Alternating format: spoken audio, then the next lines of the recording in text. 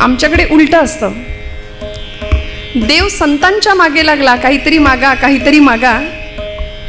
आम्ही इतकं मागतो आणि कितीही दिलं तरी आमची झोळी कायम फाटकीच राहते. कारण आमचं मागणं आणि संतांचं मागणं याच्यामध्ये फरक आहे. आमचं मागणं हे लौकिकातलं मागणं आहे, प्रपंचातलं मागणं आहे.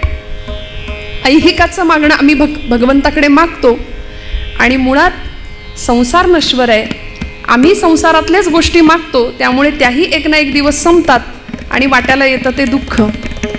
चिरंतन शाश्वत सत्य हे संतांना उमगलं होतं. तुकोबराय एकदा नाही, दोनदा नाही, 3 वेळा ठामपणे सांगतात, सत्य तू सत्य तू सत्य तू विठ्ठला, का गादाविला हा जगदाकार. ब्रह्म सत्यं जगन मिथ्या हा शंकराचार्यांचा जगन्मिथ्यावाद प्रसिद्ध आहे.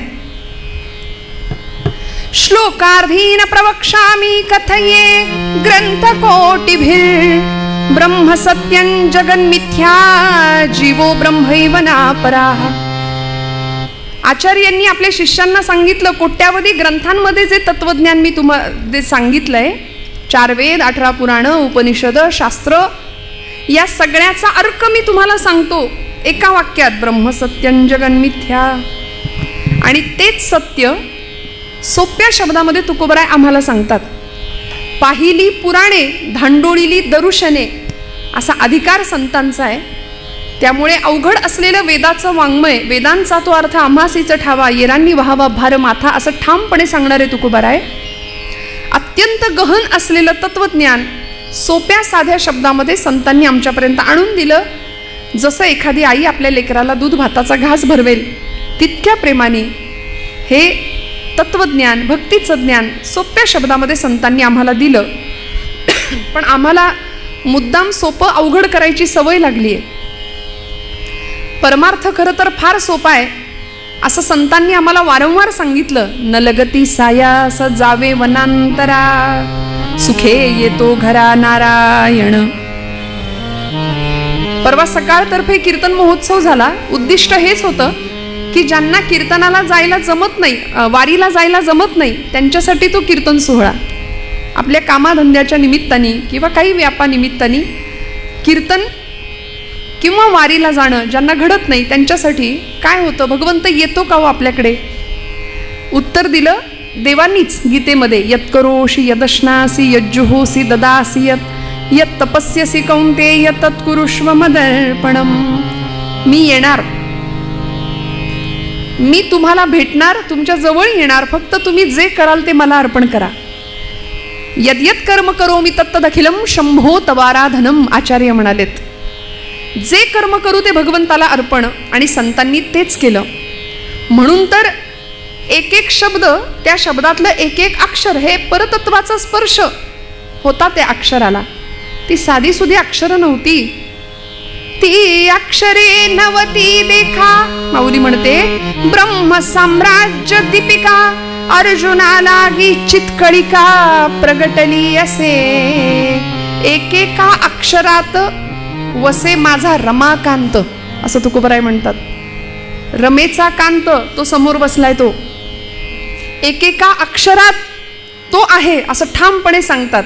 परतत्वाचा स्पर्श आहे प्रत्येक शब्दाला.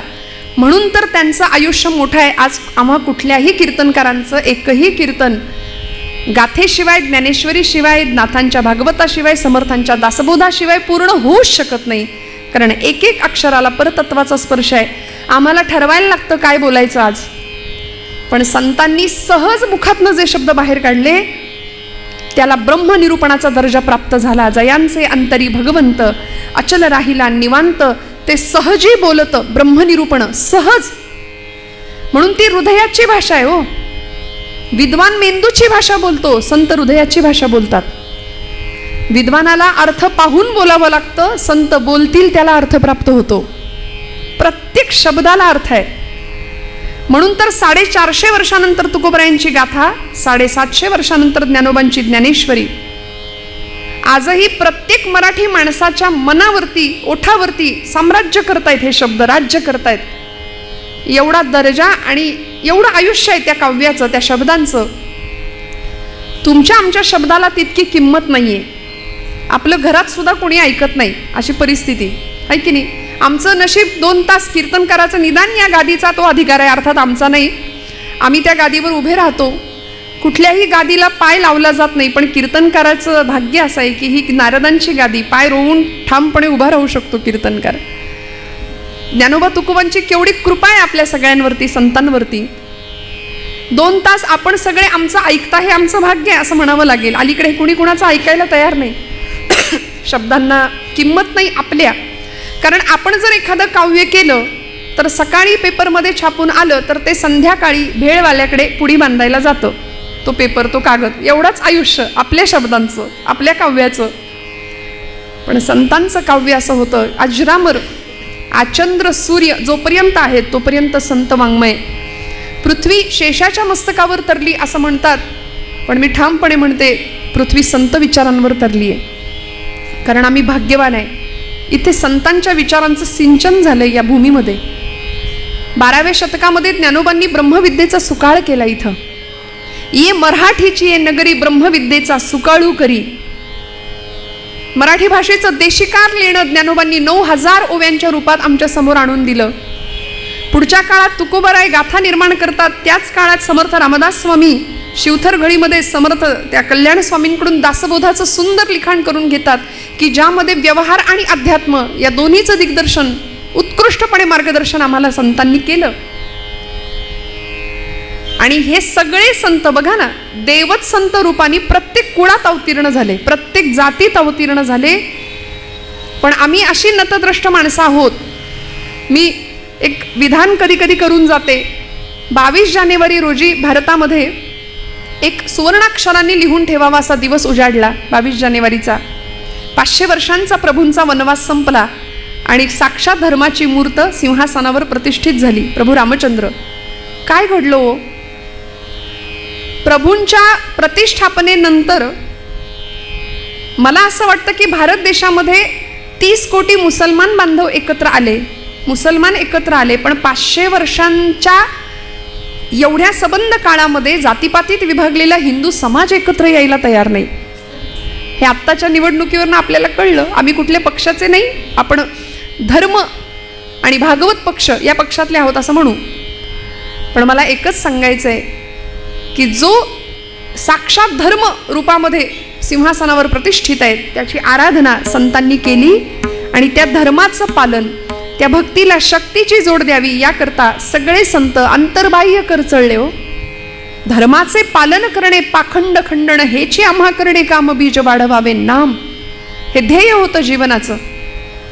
म्हणून तर जीवन असं सर्वांग सुंदर परिपूर्ण होतं की आता त्या जीवनामध्ये कुठल्या गोष्टीची अपेक्षा नव्हती, आस नव्हती. म्हणून आमचं जीवन आणि संतांचं जीवन याच्यामध्ये फरक आहे. आमच्या जीवनामध्ये आशा, तृष्णा, इच्छा, वासना संपतच नाहीत, अखंड चालू आहे, अखंड. किती धावतो आम्ही. माझ्या गुरुजींचं, परमादरणीय काणेबुवांचं फार सुंदर पद आहे. किती धावसे उपास पोटी मृगापरी त्या तृषार्थ तू. इतकी धावाधाव चालू आहे, सकाळी उठल्यापासून रात्री झोपेपर्यंत. एखादा हरिण, मृग जसं त्या पाण्याच्या शोधात फिरत राहतं, ते मिळत काही नाही, तशी आमची धावाधाव चालू आहे. किती धावसी उपास पोटी मृगापरी. कोण तू, कोठील तू रे, कसा जगी आलास तू. किती दिवसांचा निवास येथे, देशी का विश्वास तू. काही खात्री आहे, काही गॅरंटी कार्ड येताना घेऊन आलोय का हो. प्रत्येक वस्तूची एक्सपायरी डेट ठरलेली असते ना. आपण बाजारातून कुठलीही वस्तू आणा, त्याचं लाईफ ठरलेलं आहे. तसं याही वस्तूची एक डेट ठरलेली आहे, दिवस, वेळ, वार, तारीख निश्चित आहे. कुठल्याही प्रकारचा शाश्वती नाहीये या देहाची, या जीवनाची. मग तरी सुद्धा ही आसक्ती कधी संपणार, ही आस आमची कधी कमी होणार.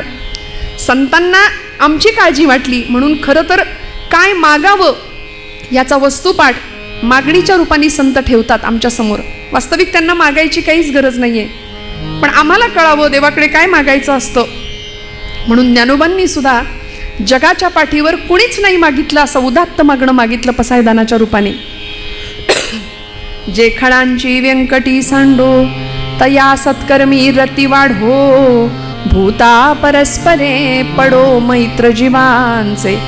देणारा तितक्याच ताकदीचा होता, मागणाराही तेवढ्याच ताकदीचा. असं उदात्त मागणं मागितलं. नामदेवांचं पसायदान प्रसिद्ध आहे. अकल्प आयुष्य भावे तया कुळा, माझी या सकळा हरीच्या दासा. कल्पनेची बाधा न हो कोणी काळी, ही संत मंडळी सुखी असो.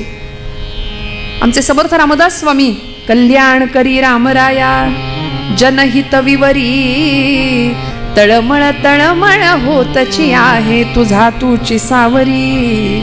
किती सुंदर मागणं मागितलं. अहो भगवंतच मागे लागला, काहीतरी मागा, काहीतरी मागा, काहीतरी मागा. तुकोबारायांना देव म्हणतात, महाराज काहीतरी मागा. महाराज म्हणतात मी काय मागू तुझ्याकडे, आमची 8 पिढ्यांची परंपरा आहे विठ्ठल भक्तीची. असा स्वाभिमान होता या गोष्टीचा बरं का. भानुदास महाराज, नाथांचे पणजोबा, त्यांच्या चरित्रात असं सांगितलं जातं की भानुदास महाराजांना देव म्हणायचे काहीतरी मागा, काहीतरी मागा मला. देवच मागे लागला, काहीतरी मागा मागा म्हणून. भानुदास महाराजांचं सामर्थ्य भक्तीचं असं होतं, ते म्हणाले देवा मला काही नको, तुलाच काही हवं असेल माझ्याकडून तर माग. याला म्हणायचं भक्त. तुलाच काही हवं असेल तर घे मागून. आपल्याला जमेल का असा ॲटिट्यूड देवाला दाखवायला? नाही ना. भानुदास महाराज म्हणले तुला काही हवं असेल तर माग. आणि देवानी मागितलंय. चरित्रात उल्लेख आहे, भानुदासाचे कुळी महाविष्णूचा अवतार. भानुदासांना स्वतः भगवंत सांगतात की मला तुझ्या कुळात जन्माला येण्याची परवानगी द्या. आणि मग नाथांचा अवतार आहे. नाथ हे महाविष्णूचा अवतार आहेत. नाथांचा जन्म आहे भानुदासांच्या कुळात. तसं तुकोबारायांच्या मागे लागावं देवांनी. महाराज म्हणले माझ्या वडिलांची मिराशी गा देवा, तुझी चरणसेवा पांडुरंगा. मिरास हा शब्द कॉन्व्हेंटच्या मुलांना कळत नाही. आता आम्ही इतकी इंग्रजीचा आमच्यावर प्रभाव आहे की मिरास हा शब्द, मिरास ॲसेट, संपत्ती, वारसा हक्क या शब्द अर्थाने वापरला जातो बरं का. मिरास आमच्या वाडवडिलांकडून मिळालेला हा वारसा आहे, ही ॲसेट आहे आमची, तुझी चरण सेवा करणं. आणि मी माझ्या पदरचं नाही, गाथेत शब्द आहे तुकोबारायांचा. कारण महाराजांची पिढ्यांची परंपरा अशी दिव्य होती की कुणीच काही मागितलंच नाही देवाकडे, कुणीच काही मागितलं नाही. आपल्या बाबतीत शोधावं लागेल असं माणूस आपल्या पिढ्यांमध्ये किंवा आपल्या बाबतीत की मागत नाही. आम्ही सदैव मागतो. पण तुकोबारायांच्या कुळामध्ये 8 पिढ्यांमध्ये विश्वंभर बाबा त्यांचे 8वे पूर्वज होते. त्यांच्यापासून म्हणजे अगदी तुकोबारायांच्या वडिलांपर्यंत, बोल्लोबांपर्यंत, आई कनकाईपर्यंत कुणीच नाही मागितलं. बोल्लोबा असे महाराजांच्या त्या पंढरपुरामध्ये जायचे, राऊळामध्ये पांडुरंगाच्या समोर उभे राहायचे. आणि चरित्रात वर्णन आहे, अजिबात पदरच्या गोष्टी नाही. महिपत बुवांनी चरित्र लिहिलंय आणि ते सांगतात की बोल्लोबा जर असे गेले ना राऊळात पांडुरंगाच्या समोर, तर पांडुरंग परमात्मा असे मान खाली घालायचे. आणि रुक्मिणी आईसाहेब तिकडून विचारायच्या, अहो मान का खाली घातली? ते म्हणायचे, अगं बघितलं नाही का सावकार दारात आलाय, आणि सावकार दारात आला की कर्जदारांनी मान खालीच घालायची असते. दिवाळखोर नारायण त्याला बहुतांचे ऋण असं म्हटलंय. हा नामाचा सावकार आहे. या लोकांचं माझ्यावर इतकं ऋण आहे. हे कोण म्हणतंय? साक्षात परब्रह्म पांडुरंग परमात्मा. या लोकांचं माझ्यावर इतकं ऋण आहे की यांनी मला काही कधी मागितलंच नाही. म्हणून पुढच्या कुळात तुकोबारायांच्या मागे लागले, काहीतरी मागा, काहीतरी मागा, माझ्या इच्छेकरता मागा. महाराज म्हणले देवा मी तुला काय मागू, तुझे चरण आमच्याकडे गहाण आहेत. हे महाराजांचे शब्द आहेत. तू मला काय देणार, तूच आमच्या घरी गहाण आहे, तुझे चरण आमच्या घरी गहाण आहेत. म्हणून तर भक्ताचे ऋण भगवंतावर चढत गेले आणि ते ऋण फेडण्याकरता भगवंत वेळोवेळी आला. आपण काल ऐकलं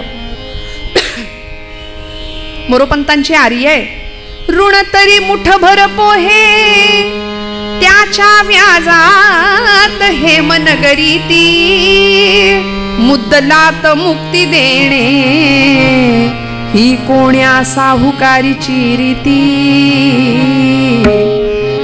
व्याज भक्तीचं ऋण इतकं वाढलं की व्याज म्हणून दिली सुवर्णाची नगरी. म्हणले मुद्दल कुठं गेलं, मुद्दल म्हणून मुक्तीच देऊन टाकली.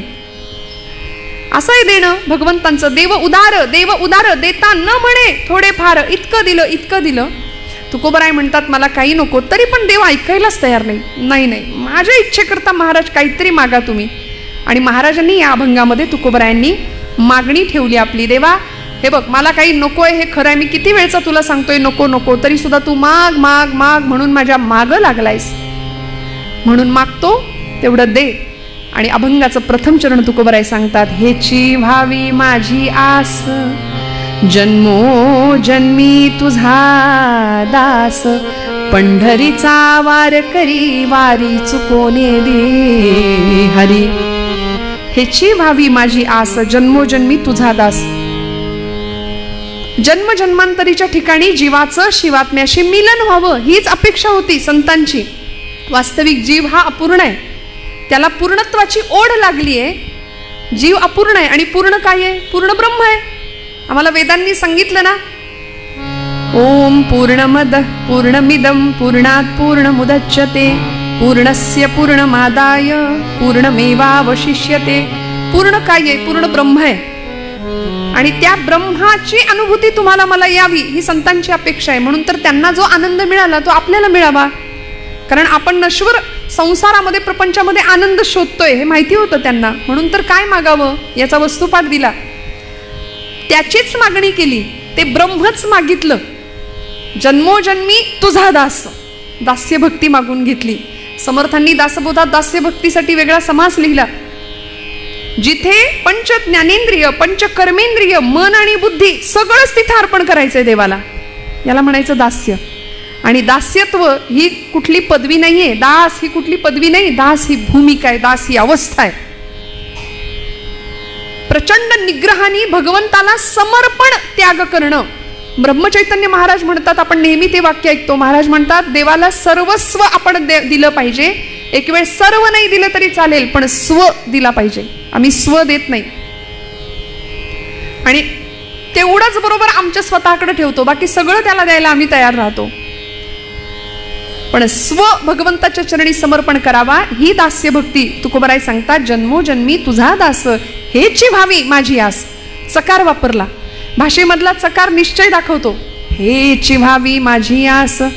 तुकोबरायांनी मागणं मागितलं ना, हेची दान देगा देवा, तुझा विसरण व्हावा, तुझा विसरण व्हावा, तुझा विसरण व्हावा. हेची दान देगा देवा.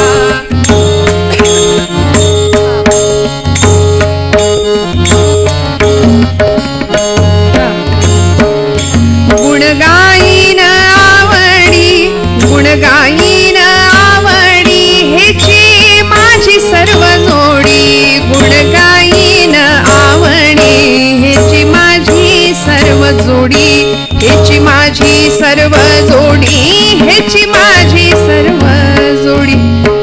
हेची दान देगा देवा, तसं हेची व्हावी माझी आस, जन्मोजन्मी तुझा दास. भगवंतात दास्यत्व दे. धन्य आम्ही जन्मा आलो, दास विठोबाचे झालो, असं महाराज म्हणाले ते ठिकाणी. आम्हाला तुझं दास्यत्व दे. वास्तविक वैयक्तिक आयुष्यामध्ये काहीच कमी नव्हतं. मागायचंच असतं तर प्रपंचातलं सुख संपत्ती ऐश्वर्य धन मागता आलं असतं की नाही? काय कमी होतं संतांकडे? तुकोबरायांच्या चरित्रात जर पाहिलं आपण तर एक काळ असा होता की तुका शेठ म्हणायचे लोक, घरात रांगा असायच्या घेणाऱ्यांच्या. प्रचंड श्रीमंती, कनकाई आई सोन्याचं सलकडं हातात घातल्याशिवाय बाहेर पाठवत नव्हत्या तुकोबांना. पण दुष्काळ आला, 12 वर्ष अखंड पडलेला, आणि त्या दुष्काळाने सगळं नेलं. महाराज म्हणतात, बरे झाले देवा निघाले दिवाळे, बरी या दुष्काळे पीडा केली. बरं झालं. संसाराचे चटके ज्याला सहन करायला मिळतात ना, तो परमार्थात टिकतो. इकडं सगळं सुख आहे आणि मग इथे येत नाही. खरं सांगू का, एक वाक्य मी सांगून जाईन. वेदना आम्हाला भगवंताकडे नेते. वेदना भगवंताच्या जवळ राहायला मदत करते. जो संसार तापेत तापला पोळला, तोची परमार्थी भला, असं महाराज म्हणतात. सगळंच सुखात आहे, मग भगवंत कसा आठवेल? तुकोबराय बरं झालं म्हणतात, संसाराची ही माझ्या दुर्दशा झाली, देवा बरं झालं. पण असे तुकोबराय पांडुरंगाला किती मानतात. अशा 12 वर्ष पडलेल्या दुष्काळामध्ये अन्न पाण्यावाचून माणसं गुरढोरं मरतायत. आणि अशा वेळी महाराजांच्या दारामध्ये एखादी जख्ख 80 वर्षाची म्हातारी येऊन उभी राहायची. ठिकठिकाणी फाटलेलं लुगडं आहे आणि सकाळची वेळ. महाराजांची दुसरी पत्नी जिजाई, आवली म्हणायचे आवडीने तिला. आणि आवलामाई म्हणजे साधं काम नव्हतं, त्या सांभाळत सुद्धा होत्या तुकोबरायांना. पण माझ्या संसाराचं पार वाटोळ करून टाकलं त्या काळतोंड्यांनी, म्हणून पांडुरंगाशी वैर होतं. नाम अखंड भगवंताचंच मुखात येत होतं त्या निमित्ताने. आऊलामाई स्नानाला गेलेत मोरीमध्ये आणि तुकोबरायांच्या घराच्या दारामध्ये ती 80 वर्षाची जख्ख म्हातारी उभी आहे. महाराज तिची ती अवस्था पाहतात आणि पूर्वीचा काळ मोरीमध्ये स्नानाला गेल्यानंतर निर्या केलेलं जे नेसायचं वस्त्र आहे, जी साडी आहे, ती अशी निर्या करून भिंतीवर टाकायची पद्धत. तुकोबरायांनी ते पटकन लुगडं घेतलं आणि त्या आजीला देऊन टाकलं आणि त्या आजीला सांगितलं, आता 120च्या स्पीडनी जा, कारण मागणं वादळ येणार आहे, तुझ्या मागून भूकंप येणार आहे. का हो दिलं बरं? आऊला जिजाई संतापल्या असतील का? जिजाई आईसाहेब संतापल्या असतील का? संतापल्या. का संतापल्या? माझी साडी का दिली म्हणून संतापल्या का? नाही. आता अब्रू कशाने झाकू मी? कारण आता सारखं नसतं. आता कपाट उघडलं की निम्म आपल्या अंगावर पडतं. साड्यांचं कपाट आता उघडलं की आपल्याच अंगावर पडतं की नाही सगळ्या साड्या. तसं नव्हतं हो. एक काठीवर एक अंगावर, प्रचंड दारिद्र्य अशी अवस्था. मी आता अब्रू कशाने झाकू? आणि या प्रसंगात वर्णन केले चरित्रकारांनी की इथे पांडुरंग परमात्म्यांनी आपला पितांबर आवलीला लाज झाकायला दिलाय. तुकोबराय म्हणतात, आवले कशाला चिंता करते? नको चिंता करू वस्त्रा या पोटाची, माऊली आमुची पांडुरंग. अगं तो दाता आहे ना, तो देणार आहे ना, तू का काळजी करते? आम्हाला असं वाटतं अनंत हस्ते कमलावर आले, देता किती घेशील दो कराने, नेईल जेव्हा ती तू क्या कराने, किती रक्षिसी मग दो कराने. नाथांच्या घरची श्रीमंती मी कशाला सांगायला हवी आपल्याला. गिरिजामाई आणि नाथबाबांच्या घरात वाड्यात सर्व जाती धर्माच्या पंक्ती बसायच्या जेवायला. गोदावरीवरून नाथ रोज स्वतः कावडीने पाणी आणायचे. जिथं परब्रह्म राबलं, 1 नाही 2 नाही 12 वर्ष आपल्याला वाटतं श्रीखंड्या, पण नाही, 36 वर्ष भगवंत राबले. एकदा श्रीखंड्या म्हणून, एकदा गोविंद म्हणून आणि एकदा केशव म्हणून. 36 वर्ष अखंड भगवंत राबले. ऋणातनं मुक्तच होता येत नव्हतं भक्ताच्या. त्या नाथांच्या घरची श्रीमंती, पण तरी सुद्धा मागितलं काय हो देवाकडे? इतकी लौकिकातली प्रचंड श्रीमंती होती, पण लौकिकापेक्षा पारलौकिक मागणं संतांनी मागितलं. आणि आम्हाला ते कळावं की देवाकडे काय मागायचं असतं. नाथांच्या घरच्या श्रीमंतीचं असं वर्णन केलंय की मध्यरात्री नाथांच्या घरी चोर शिरले बरं का, आणि सगळा ऐवज हस्तगत केला एकनाथ महाराजांच्या घरचा आणि निघाले पळून. पळून जाताना नाथांच्या पायाला स्पर्श झाला. नाथ बाबा उठून बसले. तसे हे सगळे घाबरले आणि सगळा ऐवज नाथांच्या समोर ठेवला आणि क्षमा मागितली. पश्चाताप झाला. नाथ बाबा क्षमा करा म्हणाले. आणि ते राजयोगी संत होते, शांतीब्रह्म होते. नाथ महाराज म्हणाले, काळजी करू नका, हे तुम्ही कष्टाने जमा केलंय की नाही ते तुमचं आहे, आता तुम्ही घेऊन जा, याचा मला काही उपयोग नाही, पण इथून पुढे माझ्या भगवंताचं नाम घ्या, तुम्हाला काही कमी पडणार नाही. आणि हे सगळे निघाले. एक चोर त्यांच्यातला कुठे दिसेना. तो स्वयंपाकघरात काहीतरी शोधत होता, भूक लागली म्हणून. माऊली म्हणतो आपण संतांना. गिरिजामाईंनी ओळखलं भूक लागली आहे, सगळ्यांनाच भूक लागली असेल. म्हणाले, पदर खोचला मध्यरात्री 2-2:30 वाजता आणि म्हणाले, आता स्वयंपाक रांधून वाढते, तुम्हाला सगळ्यांना बसा जेवायला. म्हणून चूल पेटवायला घेतली. सरपण बघायला लागले तर सरपण मिळेना, कारण पावसाचे दिवस भिजलं होतं, सगळी लाकडं भिजलेली. सरपण कसं मिळवायचं आता? चूल पेटवायची कशी? म्हणून वर्णन आहे चरित्रात नाथांच्या. काय श्रीमंतीचं वर्णन कराल? नाथांचा चंदनी पलंग होता, तो मोडला नाथांनी. कडाकड पलंग मोडला, त्याची लाकडं बनवून त्याच्यावर स्वयंपाक रांधला, त्याच्यावर स्वयंपाक शिजवला. आणि जावयाच्या थाटात चोरांना सुद्धा जेव घालणारे शांतीब्रह्म एकनाथ महाराज होते. गिरिजामाई होत्या. आमच्याकडे एखादी चंदनाची वस्तू असेल तर आम्ही किती लोकांना दाखवत सुटतो, चंदनाचा आहे, चंदनाचा आहे. नाथांकडे पलंग चंदनाचा तो मोडला, चुलीत घातला. एवढी प्रचंड श्रीमंती होती. मला सांगायचं एवढंच आहे की लौकिकातली श्रीमंती संतांकडे होती. समर्थ रामदास स्वामी म्हणतात, प्रपंची असावे सुवर्ण, परमार्थी पंचीकरण. प्रपंच फटका तुटका करणं हे संतांना सुद्धा मान्य नव्हतं. उत्तमच प्रपंच झाला पाहिजे, पण आसक्ती कशाची धरावी? जन्मोजन्मी तुझा दास. आणि हे दास्यत्व सहजासहजी मिळत नाही. जन्मोजन्मी आम्ही बहु पुण्य केले, जन्मोजन्मी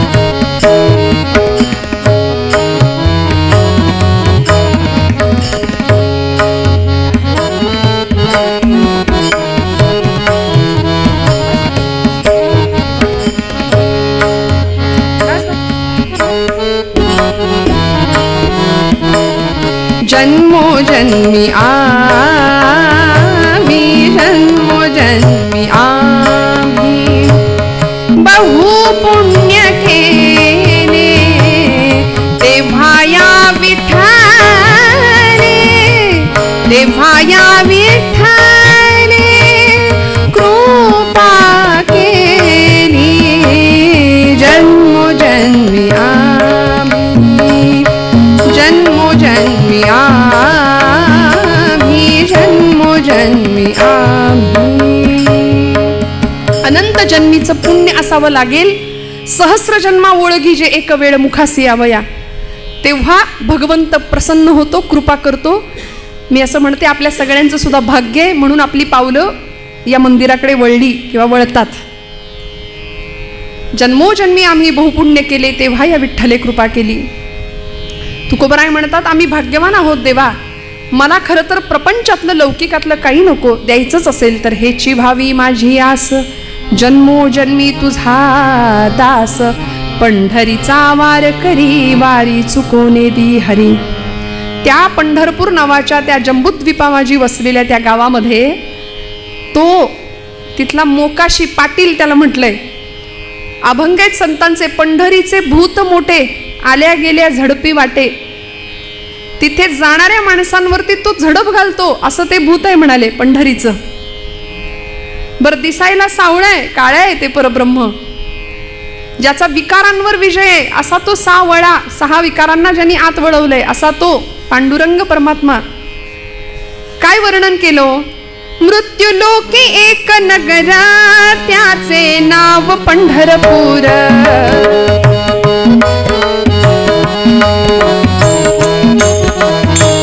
ओ मृत्यू लोकी एक नगरा, त्याचे नाव पंढरपूर. तेथील मोकाशी उभा असे विटेवर, पुंडलिक भक्त राजा शोभे चंद्रभागा तीर. बोलते साधू संत जीवा वाटे हुर हुर, तुम्ही संत माय बाप, तुम्ही संत माय बापा, एवढा उपकार करा.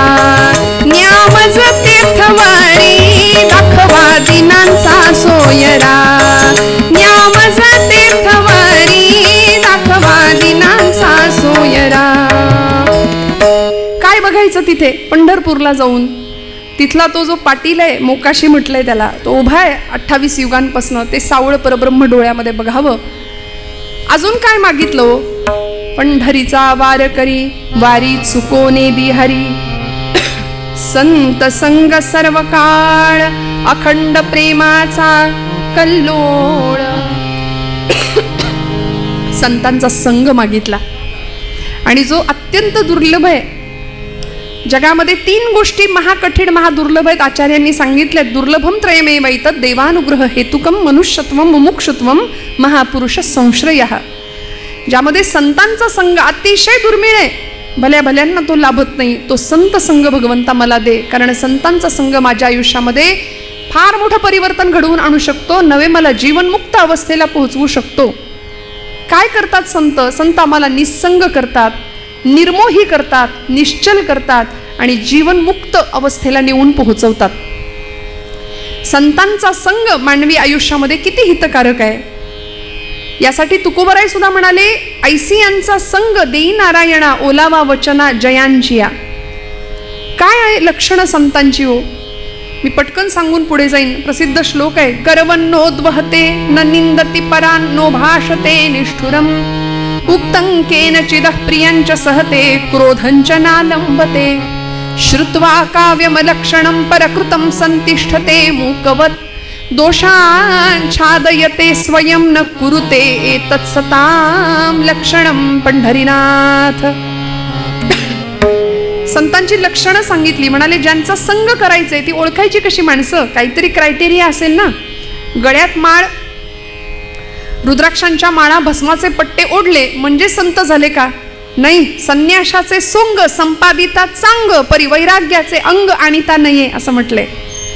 वरवर बाह्यांगाला आम्ही बऱ्याचदा भूलतो, फसतो, पण खरं संतांचं अंतःकरण आम्हाला ओळखता यावं. समर्थ मनोबोधात म्हणतात, नव्हे चेटकी चाळकू द्रव्य भोंदू, नव्हे निंदकू मत्सरू भक्ती मंदू, नव्हे उन्मत्तू वेसनी संग बाधू, जगी ज्ञानिया तोची साधू अगाधू.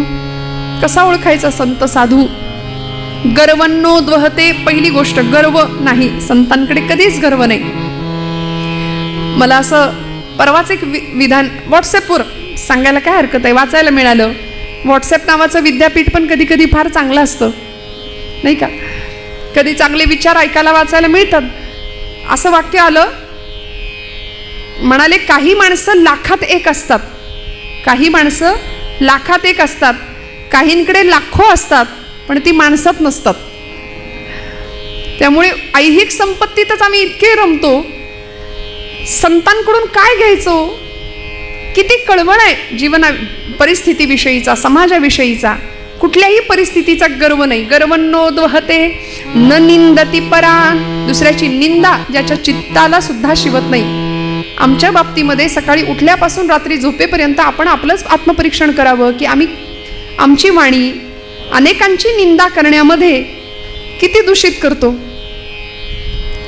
विटाळ होतो वाणीचा दुसऱ्याच्या निंदेनी. त्यामुळे हरिनाम प्रक्षाळी जिव्हेते असं म्हटलंय. मग हरिनाम काय करतं? जीभ धुवून काढायचं काम करतं. एकदा नाम घ्या, केलेली निंदा आणि त्या निंदेमुळे झालेलं पाप सगळं धुवून निघतं. हरिनाम प्रक्षाळी जिव्हेते. त्यामुळे संत कुणाची कधी निंदा नाही करत. गर्वन्नोद्वहते न निंदती परान, नो भाषते निष्ठुरम. कधीच कठोर भाषा नाही. कसं बोलायचं? बोलू ऐसे बोल जेणे बोले विठ्ठल डोले, प्रेम सर्वांगाचे ठाई वाचे विठ्ठल रखुमाई. माझ्या बोलण्याने दुसऱ्याच्या हृदयातला विठ्ठल डोललाच पाहिजे, असं बोलणं असलं पाहिजे. हे संतांकडून शिकावं. सहज बोलणे हित उपदेश करोनी सायास शिकविती. नो भाषते निष्ठुरम उक्तं केनचिद प्रियंच सहते, क्रोधंच नालंबते. कुणीही कितीही वाईट येऊन समोर बोललं, शिव्या जरी दिल्या तरी संत प्रतिक्रिया देत नव्हते, कधीच नाही. क्रोधंच नालंबते. राग हा विकार संतांकडे नव्हता. खरं तर राग ही मानवी स्वभावाची वृत्ती आहे, पण त्या रागातून निर्माण झालेला क्रोध हा विकार आहे. त्यामुळे क्रोधाला स्थान नाही संतांच्या जीवनामध्ये. अजिबात राग नाही. सगळ्यांचं कल्याण व्हावं, सगळ्यांचं. म्हणून तर पसायदानाची इच्छा. विश्वाचे आर्त माझ्या मनी प्रकाशले, अवघेची झाले देह ब्रह्म. ही अवस्था माऊलींची का होती? जगाने काय दिलं हो ज्ञानोबांना? वास्तविक आम्ही जर असतो किती राग आला असता? नाही. असं रस्त्याने जाणाऱ्या ज्ञानोबांच्या झोळीमध्ये कुणीतरी मुद्दाम पीठ घालावं आणि पीठ घातलेल्या झोळीत कुणीतरी मुद्दाम खडे टाकावेत. ती झोळी हिसकावून घ्यावी, खाली पीठ सांडावं, पिठात रेघोट्या माराव्यात, मातीत पीठ मिसळून जावं, धरता येऊ नये. प्रचंड हाल अपेष्टा यातना सहन केल्या. काय पाप केलं होतं हो असं? संन्याशाची पोरं म्हणून विटंबना झाली. प्रचंड हाल अपेष्टा आणि प्रचंड त्रास झाला. एका हरिपाठासाठी ज्ञानोबांचे 1000 वेळा पाय धरले ना तरी ते कमी ठरतील. एवढे उपकार आपल्यावर करून ठेवले. ज्ञानेश्वरी माऊली म्हटलं तरी आपले डोळे पाणावतात, अंतःकरण गलबलून निघतं. समाजाने इतकं दिलं, इतकी निंदा, इतकी अवहेलना, तरी सुद्धा क्रोधंचना लंबते. श्रुत्वा काव्यमलक्षणं परकृतं संतिष्ठते मूकवत, दोषांच्छादयति स्वयं न कुरुते एतत्सतां लक्षणं. प्रतिक्रिया देत नाहीत समाजाला. शांतपणे बसून राहावं, निर्जन ठिकाणी जावं. आज समाजामध्ये वावरणारे, स्वतःला स्वघोषित संत म्हणवणारे भरपूर मंडळी आपल्याला दिसत आहेत. मी गमतीने असं म्हणते, गळ्यामध्ये माळ असते, माळेला मणी 108 असतात, काहींकडे तेवढ्या खोड्या सुद्धा असतात. वर्तन तसं नाही. गळ्यात माळ असली की माळेबरोबर पथ्य आलं. गळा माळ शोभे आत्मरूप शांती. पथ्य आहे पहिलं. जेणे विठ्ठल मात्रा घ्यावी तेणे पथ्य सांभाळावी. गळ्यात माळ आली की आतमध्ये शांतता आली पाहिजे. भक्तिभाव दोन्ही धरू टाळ हाती, टिळा विरक्तीचा कपाळास न्यालो, आम्ही विठ्ठलाच्या भजनात न्हालो. असा भाव प्रत्येकाच्या अंतःकरणात निर्माण व्हावा, हे संतांकडून मिळावं म्हणून संत संग सर्व काळ अखंड प्रेमाचा कल्लोळ. आणि मग चंद्रभागे स्नान तुका मागे हेची दान. चंद्रभागेचं स्नान मागितलं आणि अशी मागणी तुकोबाराय आजच्या अभंगात करतात. मग भगवंत अशा भक्तासाठी काय करतो? पंढरपूरला जरी नाही गेलं तरी सुद्धा भगवंत किती कृपा करू शकतो एखाद्या भक्तावरती की ज्याची एकच आस आहे, जन्मोजन्मी तुझा दास. त्या भक्तासाठी काय करतो उत्तर रंगामध्ये बघूया. पंढरपूरमध्ये सगळ्या संतांची मांदियाळी जमली आहे बरं. आषाढी एकादशीचा दिवस जवळ येऊन ठेपलाय. 15-20 दिवसांपासून अखंड चालणारे वारकरी, दिंड्या पताकांचा भार, सगळे वैष्णव नाचत नाचत नाचत भगवंताचं भजन करत करत करत पंढरीच्या दिशेने वाटचाल सुरू आहे. आणि पंढरपुरातला सोहळा काय, त्या पंढरीचं वर्णन करावं? नामदेव महाराज म्हणतात आधी पंढरपूर आहे आणि मग वैकुंठ नगरी आहे. आणि पंढरपुरामध्ये असं आहे, आपल्या सगळ्यांना माहिती आहे, भगवंत आणि आईसाहेब रुक्मिणी माता एकत्र नाही, एका खोलीत, नाही का? पलीकडून आईसाहेबांनी हळूच पांडुरंग परमात्म्याला, आपल्या पतिदेवांना विचारलं, का हो एवढा सगळा लाखोंचा समुदाय येतोय तुमच्याकडे, या सगळ्या पंढरपूरच्या या आषाढीच्या गर्दीमध्ये, या यात्रेमध्ये सगळे हौशे गौशे नवशे, नाही का, सगळे असतात. मग सगळ्यांना तुम्ही वैकुंठाला पोहोचवणार का? वैकुंठाची गती सगळ्यांना मिळणार का? केवढं ट्रॅफिक जाम होईल तिथे, किती गर्दी होईल, एवढी सगळी मंडळी तिथे वैकुंठात मावणार का, बसणार का, सगळ्यांना वैकुंठ प्राप्त होणार का? असं कोणी विचारलं? रुक्मिणी आईने विचारलं भगवंतांना. भगवंत हसले, म्हणाले, रुक्मिणी तुला कोणी सांगितलं पंढरपूरला आला म्हणजेच वैकुंठाला प्राप्त झाला किंवा तो त्यांनी मला प्राप्त केलं? असं नाही. मीच भगवद्गीतेत सांगितलं, यत करोशी यदश्नासी यज्जुहोसी ददासी यत यत तपस्यसी कौंतेय तत् कुरुष्व मदर्पणम. तू जे जे कर्म करशील ते मला अर्पण करण्याच्या भावनेने कर, मी तुझ्या जवळ आहे. ठाई चबै सोनी करा एक चित्त आवडी अनंत आळवावा. मी त्या भक्ताजवळ पोहोचतो. प्रत्येकालाच पंढरपूरला येता येतं असं नाही. शारीरिक आधीव्याधी आहेत, अडचणी आहेत, पण मग असा कोणी भक्त आहे का हो देवा की जो पंढरपूरला कधीच येत नाही? आहे ना, म्हणाले. जायचं का आपण तिकडे? जाऊया ना, म्हणाल्या. आणि भगवंत म्हणाले, मी त्या भक्ताचं तुला दर्शन घडवतो रुक्मिणी, चल. फार लांब नाही जावं लागणार, पंढरपूर पासून जवळच असलेल्या एका गावामध्ये भगवंत आईसाहेबांना घेऊन आले आणि कानावर शब्द पडले, कांदा मुळा भाजी, कांदा मुळा भाजी, कांदा मुळा भाजी, कांदा मुळा भाजी, कांदा मुळा भाजी.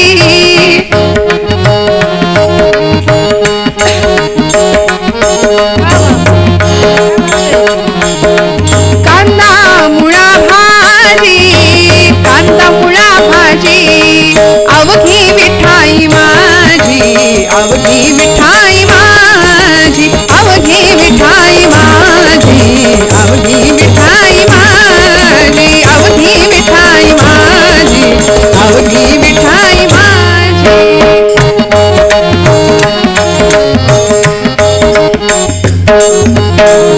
लसूण मिरची कोथिंबिरी, लसूण मिरची कोथिंबिरी, अवघा झाला माझा हरी, अवघा झाला माझा हरी. कांदा मुळा भाजी, कांदा मुळा भाजी, कांदा मुळा भाजी, कांदा मुळा भाजी, अवघी विठाई माझी, अवघी विठाई माझी, अवघी विठाई माझी, अवघी विठाई माझी, अवघी विठाई माझी, अवघी विठाई माझी. सावत्याने केला मळा, विठ्ठला पायी रोविला गळा.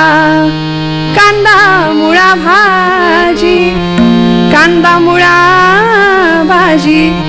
हा आवाज ऐकला कुठे आले होते हो? पंढरपूर पासूनचं असलेलं गाव आमच्या जुन्या कीर्तनकारांनी साखी वृत्तामध्ये वर्णन केलं. अरण गावचा भक्त सावता. गावाचं नाव अरण भेंडी, पंढरपुरापासून जवळ असलेलं गाव. आणि त्या गावचा सावता माळी नावाचा भगवंतांचा भक्त सावतोबा. जातीनी माळी आहे. मी म्हटलं ना, भगवंतांनी प्रत्येक कुळात प्रत्येक जातीत जन्म घेतले, पण दुर्दैव आमचा, आम्ही संतांना जातीत वाटलं.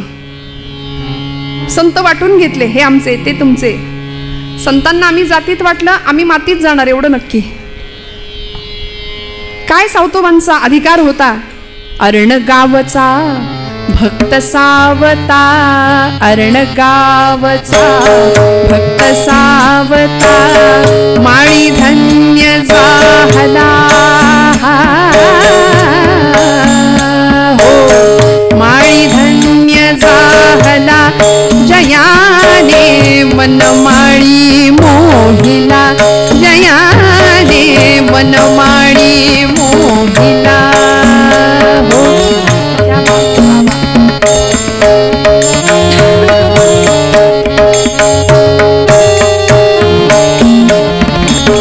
विश्वी भरला विश्वंभर तो.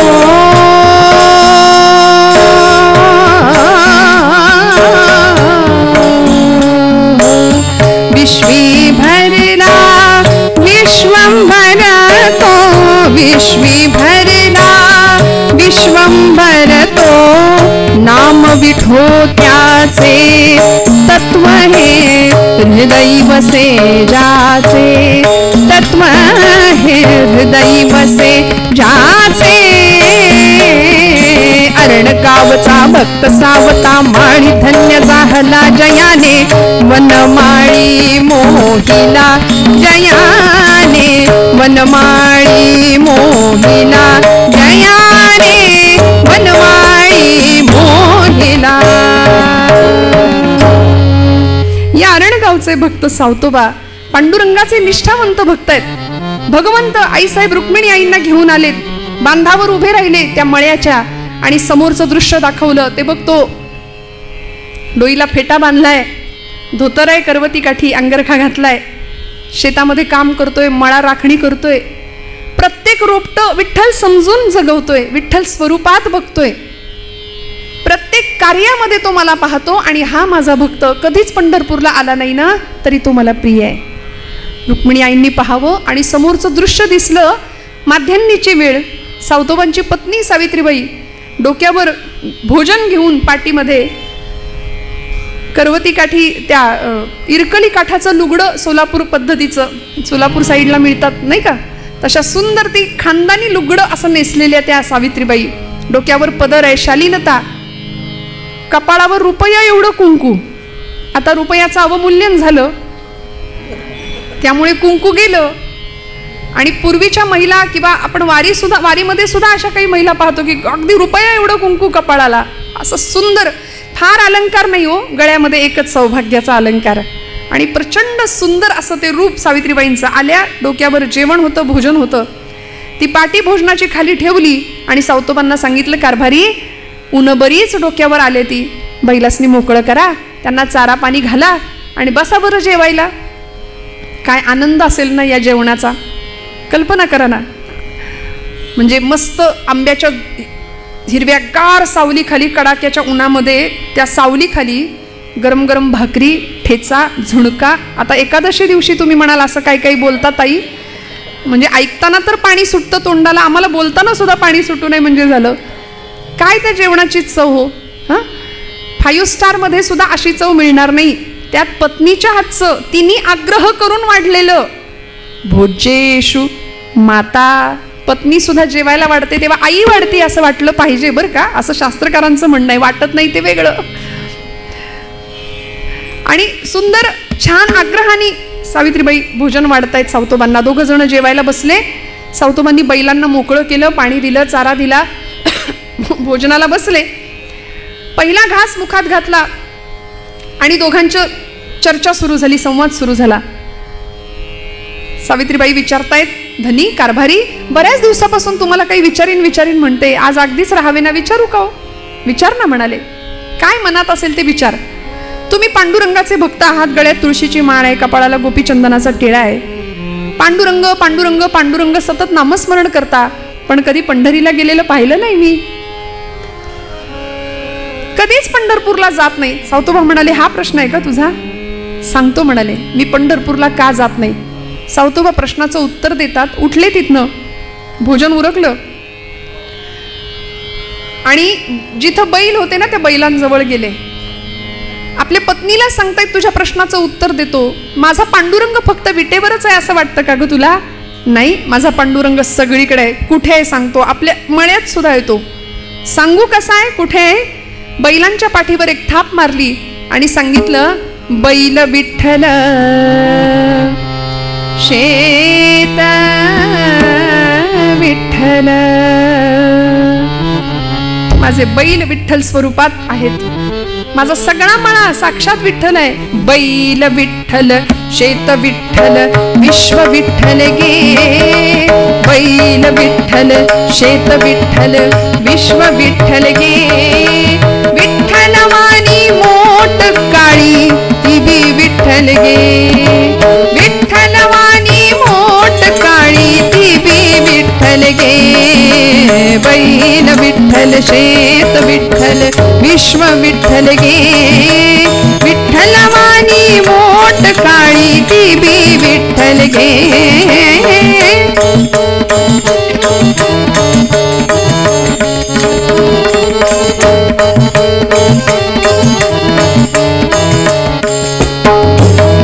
पोपट राघू मोर मैना चिमणी विठ्ठल गे, चिमणी वाणी नागू माझी ती बी विठ्ठल गे, वृक्ष विठ्ठल वापी विठ्ठल वेली विठ्ठल गे, वेली वाणी सखये माझी तू बी विठ्ठल गे, बैल विठ्ठल शेत विठ्ठल विश्व विठ्ठल गे, विठ्ठल वाणी मोठ काळी देवी विठ्ठल गे, विठ्ठल वाणी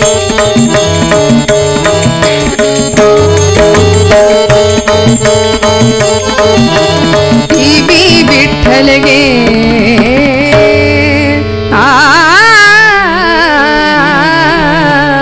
सगळं विठ्ठल स्वरूप आहे.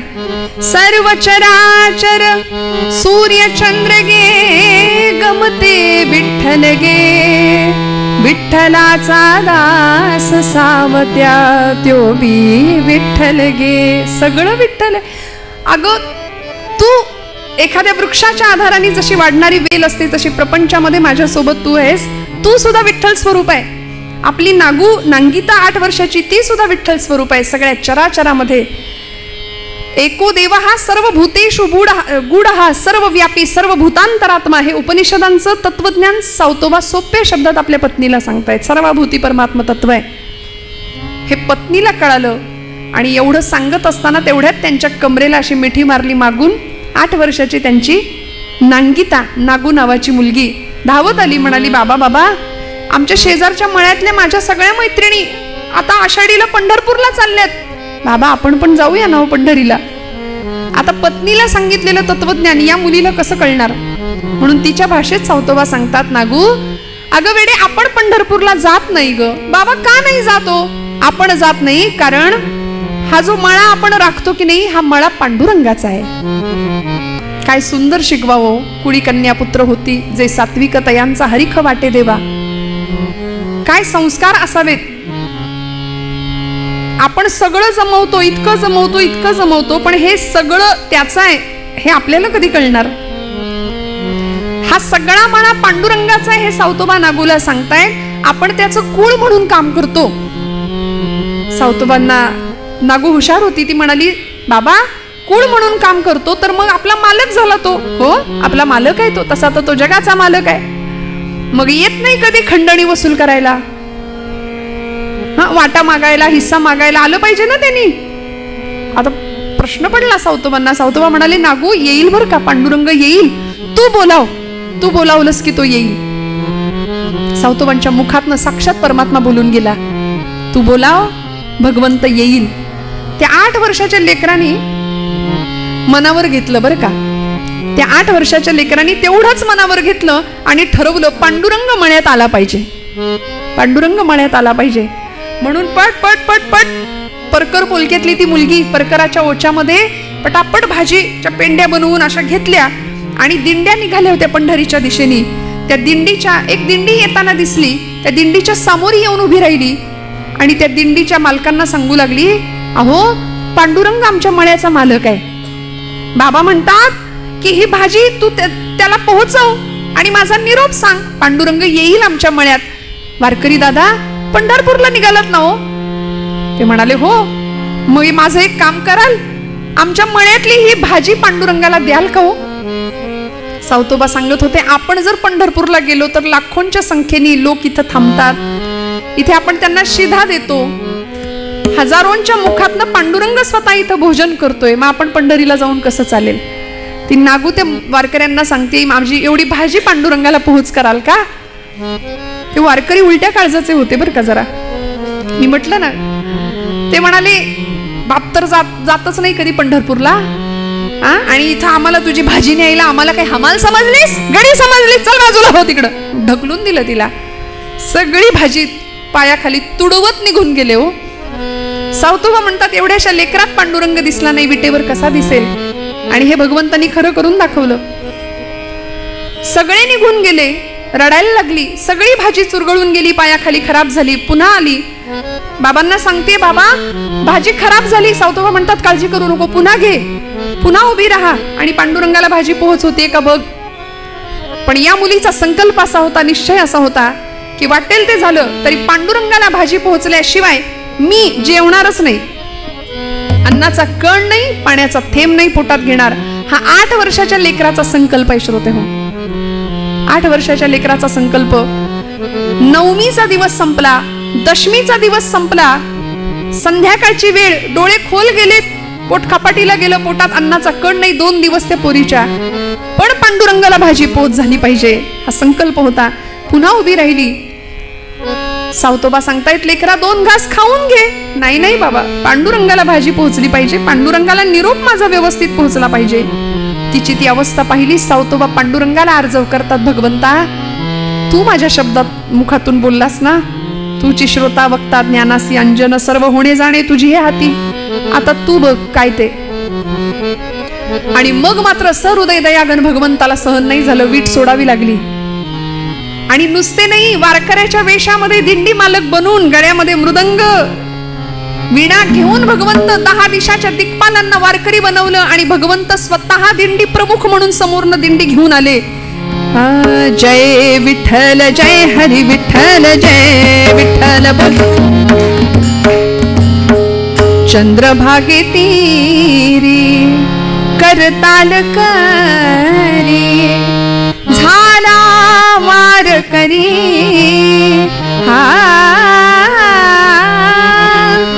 झाला वारकरी, रंगला भजनी हा श्री हरी, रंगला भजनी हा श्री हरी, रंगला भजनी हा श्री हरी.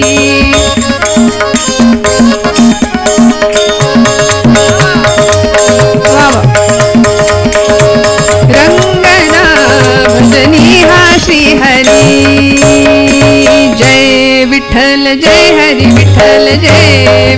भगवंत स्वतः काही दिशांच्या दिक्पालांना घेऊन अशी देवाची दिंडी समोरी आली बरं का. आणि 8 वर्षाची ही नागू, पोटात अन्नाचा कण नाही, पाण्याचा थेंब नाही, हळूच बारीक नजरेने पाहतीये, हे कसे असतील आता, नेतील का माझी भाजी, पांडुरंगाला पोहोच करतील का? दुधानी तोंड भाजल्यानंतर माणूस ताक सुद्धा फुंकून पितो की नाही, तशी सामोरी आली आणि हळूच अंदाज घेते, वारकरी दादा पंढरपूरला चाललात ना? साक्षात परब्रह्म जगाचा बाप होता. भगवंत म्हणाले, हो बाळा पंढरपूरला निघालोय. का ग, तुझं काही काम आहे का? ती म्हणाली, हो. अहो ही एवढी भाजी आहे आमच्या मळ्यातली, माझे बाबा म्हणतात आमचा मळा आहे ना, त्या मळ्याचा मालक आहे पांडुरंग परमात्मा, पण कधी येतच नाही हो मळ्यात. म्हणून म्हटलं ही भाजी एवढी तुम्ही घ्या आणि पांडुरंगाला तुम्ही निघालाच आहात तर द्याल का, पोच कराल का? भगवंतांनी ती भाजी घेतली, म्हणाली हो बाळा पोच करतो. 2 पावलं पुढे चालले आणि परत माघारी आले. म्हणाले अगं भाजी बरोबर काही निरोप नाही का तुझा? निरोप दिला जातो ना वस्तू दिल्यानंतर, मग काही निरोप आहे का तुझा? तिला इतका आनंद झाला, ती म्हणली किती चांगले आहोत हो, किती दयाळू आहात. नाही तर ते मगाचे वारकरी सगळी माझी भाजी तुडवून टाकली.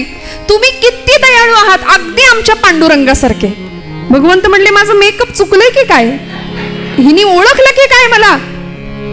पण भगवंत म्हणतात नागू काय निरोप आहे सांग. निरोप एवढाच आहे म्हणाले, दादा निरोप असा सांगा आमच्या पांडुरंगाला की तुझा मळा आहे की नाही, तू मालक आहेस की नाही, मग आलं पाहिजे की नाही कधीतरी. अरे आम्ही तुझा मळा नीट सांभाळतो की नाही ते बघायला तरी ये. आणि सांगा एकटा येऊ नको, आई रुक्मिणीला घेऊन ये. मी त्यांना काही काम नाही पडू द्यायची. बाबांना सांगून एक छोटीशी झोपडी बांधायला देईन आणि रोज जाई जुईचा मोगऱ्याचा गजरा सुद्धा करून देईन रुक्मिणी आईला. सांगाल का एवढा निरोप? भगवंतांनी तिचा भाव पाहिला, निघाले पुढे. सांगितलं तुझा निरोप व्यवस्थित पोहोचवेन, पांडुरंगाला काळजी करू नको नागू, खाऊन घे काहीतरी. पण नाही, पांडुरंग आल्याशिवाय जेवायचं नाही. एकादशीचा दिवस उजाडला, पोटात अन्नाचा कण नाही, घेरी आली आणि बेशुद्ध अवस्थेमध्ये ती मुलगी सौतबांनी अशी हातात धरली आहे. पांडुरंग परमात्म्या तू शब्द दिलायस ना तिला, या लेकराचा अंत पाहू नकोस, आता लवकर ये, काहीही कर आणि तुला यावं लागेल. आणि आता पंढरपुरामध्ये खरं तर भगवंताला तिथं असणं गरजेचं होतं, कारण ज्ञानदेव, नामदेव, निवृत्तीनाथ, सोपान, मुक्ताबाई सगळे अधिकारी संत त्याला बघायला चालत निघाले होते. आणि आता त्यांना दर्शन न देता भगवंतांनी वीट सोडली तर कसं होईल, म्हणून देव विचार करतायत काय करावं. कारण पंढरपुरामध्ये अशी अवस्था आहे, नामदेवांचं कीर्तन पांडुरंग परमात्म्याच्या त्या दरबारामध्ये वाळवंटामध्ये रंगलं होतं. कीर्तनाचा कीर्तनाचा कीर्तनाचा कीर्तनाचा कीर्तनाचा कीर्तनाचा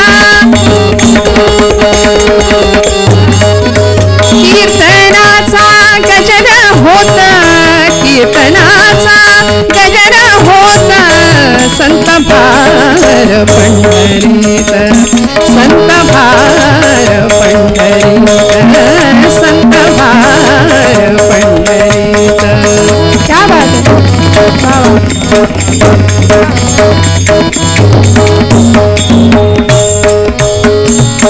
तेथ असे देव उभा, तेथ असे देव उभा, जैसी समचरणाची शोभा, जैसी समचरणाची शोभा, चरणाची शोभा, संत भार पंढरीत, संत भार पंढरीत, संत भार पंढरीत, संत भार पंढरीत.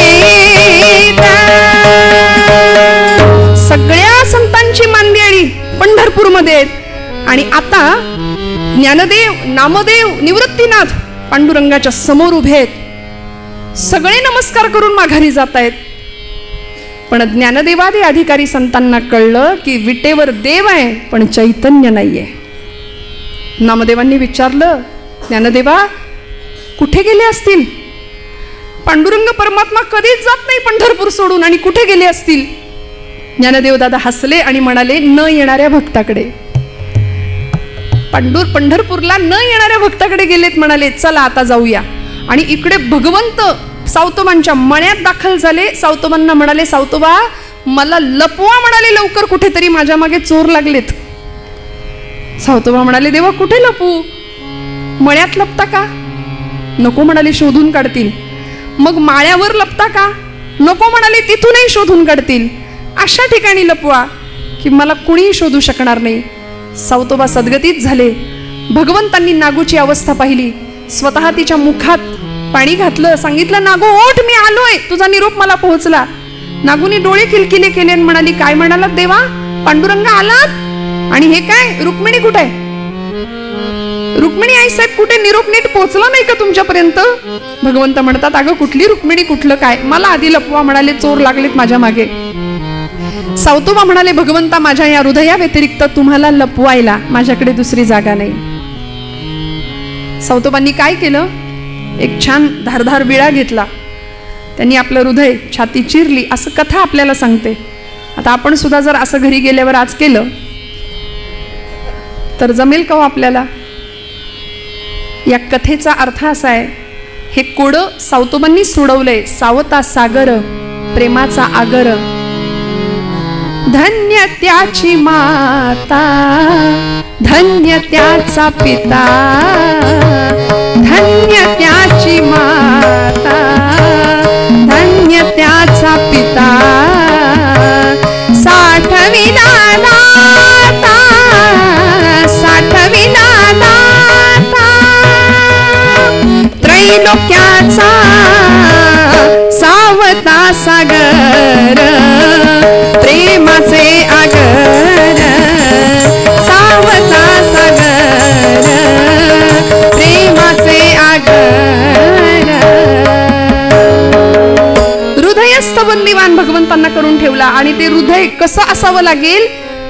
तुका म्हणे, भरिला देह, देह भरिला विठ्ठले, काम क्रोधे केले घर रीते.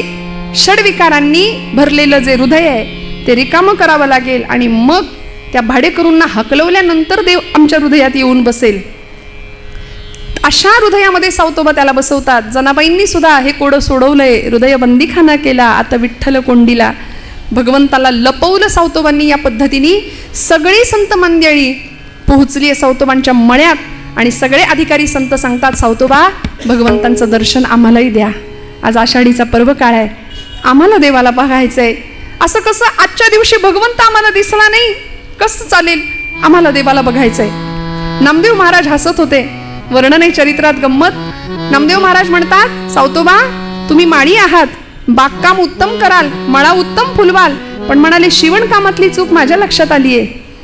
ते नीट लपवलं नाही, थोडंसं भगवंतांचा तो शेला बाहेर राहिलाय म्हणाले. अशी कथा सांगितली जाते. हिरवा शेला भगवंतांचा, आणि तो शेला म्हणजे हिरवागार मळा होता भगवंत सावतोबांचा. असा सर्व व्यापी असलेला परमात्म तत्व हृदयस्थ बंदिवान करून ठेवलं, आणि मग दर्शन दिलं सगळ्यांनी. सगळ्यांसाठी भगवंतांनी कसा उभा राहिला हो?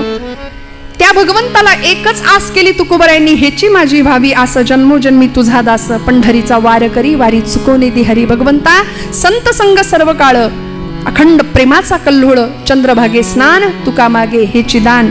भगवंतांनी सगळ्यांना दर्शन द्यावं. निराकार तो निर्गुण ईश्वर, निराकार तो निर्गुण